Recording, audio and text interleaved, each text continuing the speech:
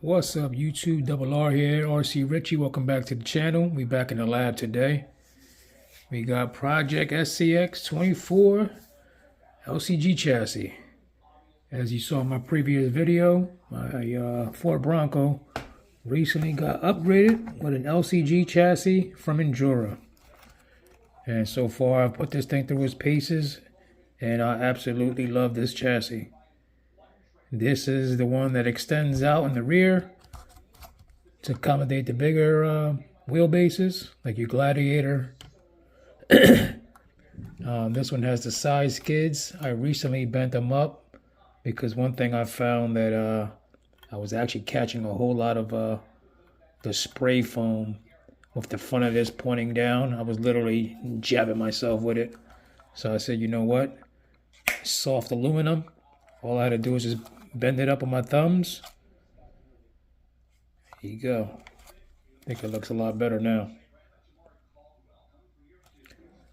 But yeah, this Endura chassis, carbon fiber, very easy to set up. Comes with your magnet mount system. I actually ran a different magnets on mine. And like I said, I absolutely love this. This thing has an 8-degree skid angle. Also threw the wheels on here, new paint. We got the 1.3s. And got the Hyraxes that I originally picked these up for my K5 Blazer. Destro. So we went ahead and cut them to fit the 1.3s. And yeah, still got stock beads, stock rings in here though. Need some brass for them. But yeah, ever since we did this, man, she's definitely performing now. I don't think there's anything else we need to do to her right now. Shocks are good. Just got to update the rings.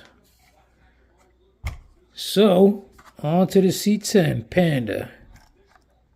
Because I love this chassis so much, I said, you know what? Just go ahead and grab another one.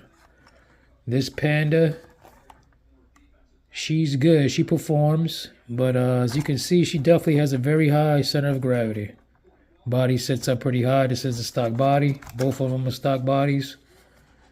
We did some changes though.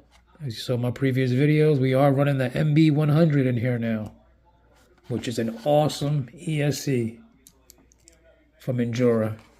Also running the 50 turn. Both of my SCXs both have the 50 turn in here. Absolutely love that motor. Don't feel like you need anything else. It's plenty of power so far. But yeah, she definitely performs. But one thing to note is this one is running 33% overdrive gears. This one is running 27%. I gotta admit, 33%, 23% are the numbers. I gotta admit, I like the 33% way better than the 23%. It just turns sharper, faster. The wheel speed is higher, obviously. So, that being said, this one being the 23%, I want to switch this out, go back to factory, and we're going to run Underdrive in the rear. My only experience running Underdrive is with the Evo Pro Juice Up. That has 27% Underdrive in the rear. And one thing to note about Underdrive versus Overdrive, I think everybody says it's the same, and I don't think it is the same. In reality, Overdrive is definitely going to create more wheel speed up front, being as though you do have the actual power to use that. But not only are you increasing wheel speed, you're also going down in torque. Versus Underdrive, you're going down in wheel speed, so you're creating more torque. So naturally, the front wheels are going to stay factory. They're still naturally rolling, spinning at the factory gear settings. Understand? So, want to get some baselines real quick. I would like to change this one over to factory gears in the front, and we're going to do Underdrive in the rear. and I would like to get some baselines runs in this form before we go ahead and change over the chassis. So before I get ahead of myself, what chassis did we get? You know what we love around here? Endura, of course. But this is different from this chassis. This is the universal, and this is the one that's actually specific to these actual, to the C10. What is it? The C10, and you know, the other ones, whatever, the Bronco. But yeah, this one is just slightly different in the way the geometry is set up. And this one has a 6-degree skid. But the one advantage to this one is this one actually has the different locations for mounting your upper links right in there, which this one did not. So, you know, that's an advantage. If you want to get your squat, your anti-squat, you know, adjusted. See, these are just factory. But you do gain 8 degrees of skid angle. So this one is 6 degrees. Let's crack this open.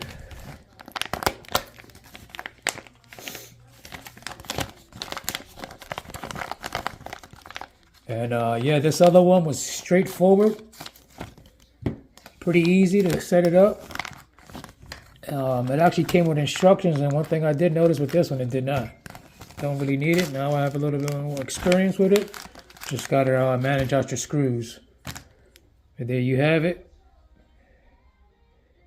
So these are the holes I'm talking about right in here. So that is going to give you a little bit more customization. Could possibly do some double bend links and situations, stuff like that, you know. But yeah, we're going to get this all buttoned up together. Shouldn't be a problem.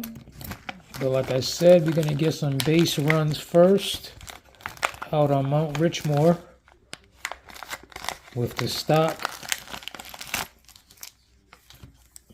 stock rear and overdrive in the front right now. And then we're going to switch over. We'll switch over the chassis, and then we'll switch over the gears then. And then we'll do the test with the new gears in the rear, underdrive, with the new chassis. Okay. So stay tuned. Please hit the like and subscribe button if you haven't already. Make sure you're checking off that bell too for all the notifications anytime I'm posting something. And I'm trying to get as much content as I can out to you guys. All right, stay tuned. Okay, we back. We out on Mount Richmore. We're going to pick this line first right here. It's the serpentine. Because right through here, I'm going to do a slow crawl. I want to see how much we can turn. You know what I mean? As far as digging to the right, to the left. So here we go. MB100.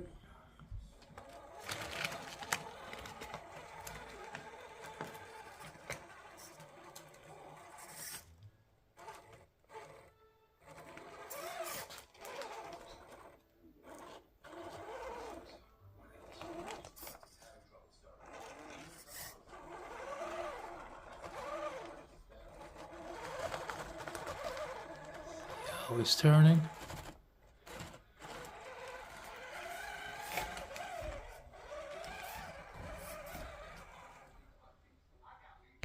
Let's do this one over here.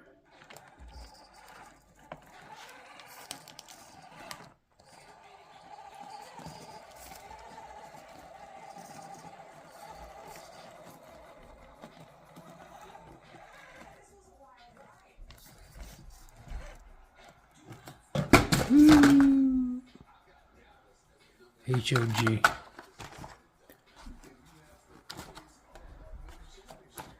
Let's hit that again.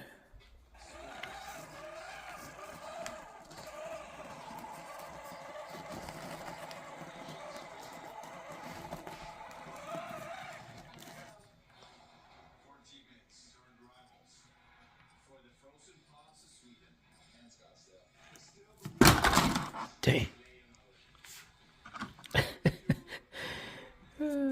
HOG. Yeah, I know one thing about this Panda, man. She loves to flip forward.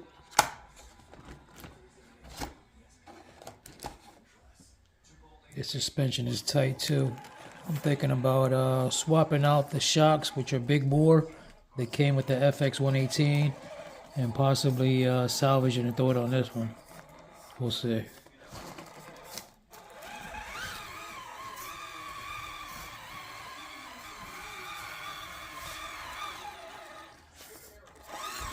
Alright, let me do this one down here. And then that'll be enough.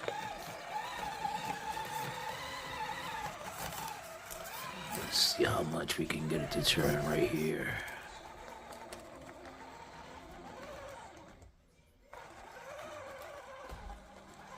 See, right there, I can definitely think with the underdrive we can get it to turn more. See that again.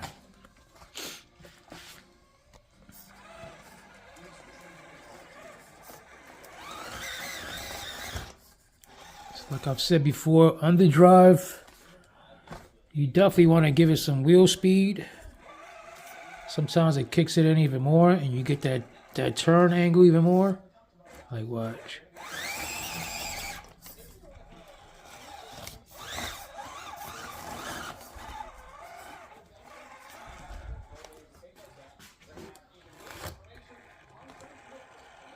Definitely the chassis will help the situation too of flipping forward.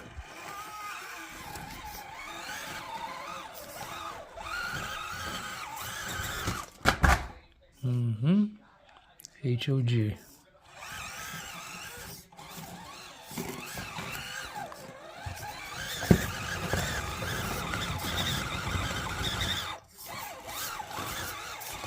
Ooh, she did it.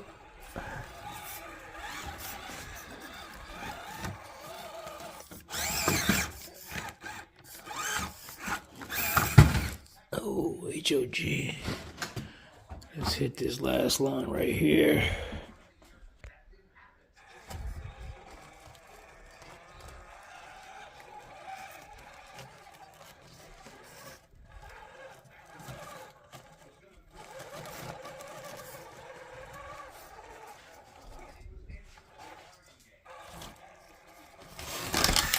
See, right there. She always wants to do that.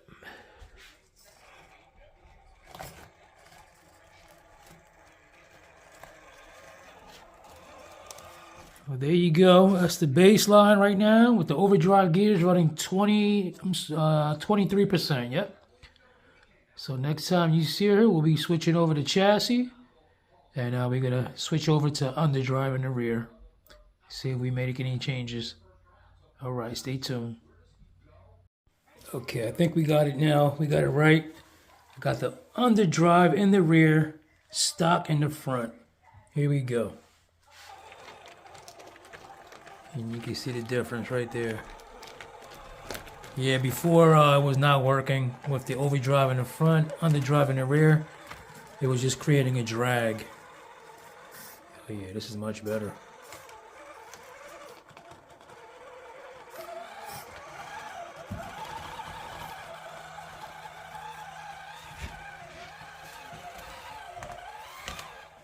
HOG.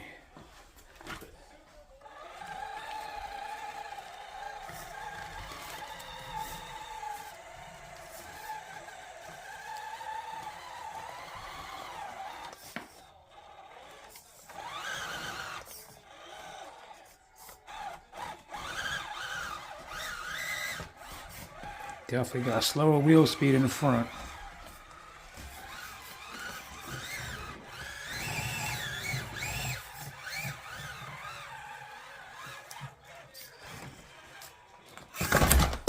Ooh.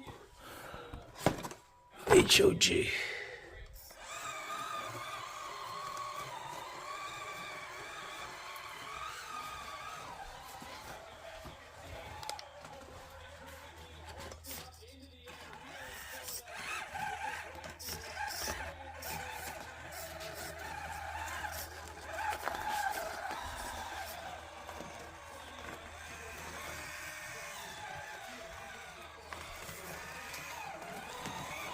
Definitely the descent looks a lot better.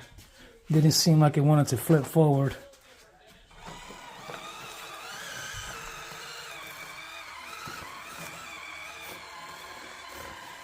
Let's see how much. Oh yeah, see that? I didn't even throttle it a whole lot, and you can see how much more we're starting to turn. All right, ready? That's a bad line.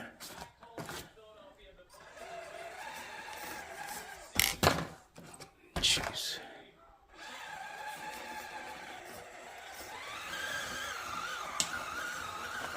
Yeah, I could definitely see a difference with the underdrive.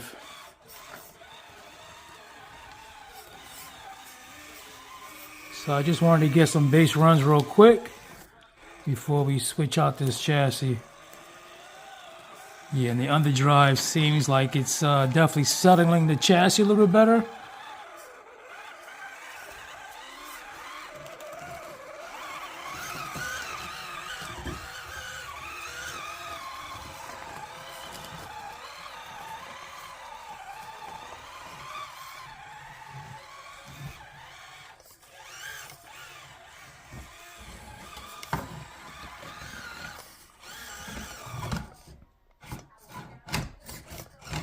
Dumb.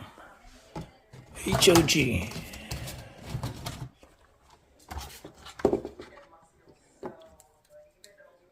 Once you switch over this chassis, I'll definitely come up with a better solution with this battery. But let me just hit this line, the last one.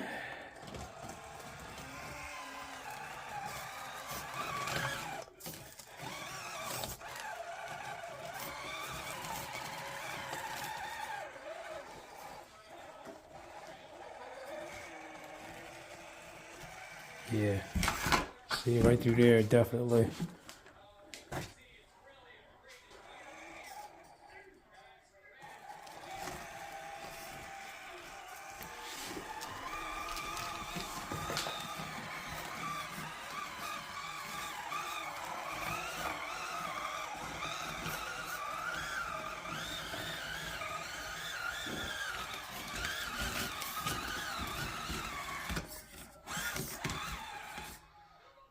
There you go. Last time we're going to see Panda with this stock chassis. All right, stay tuned.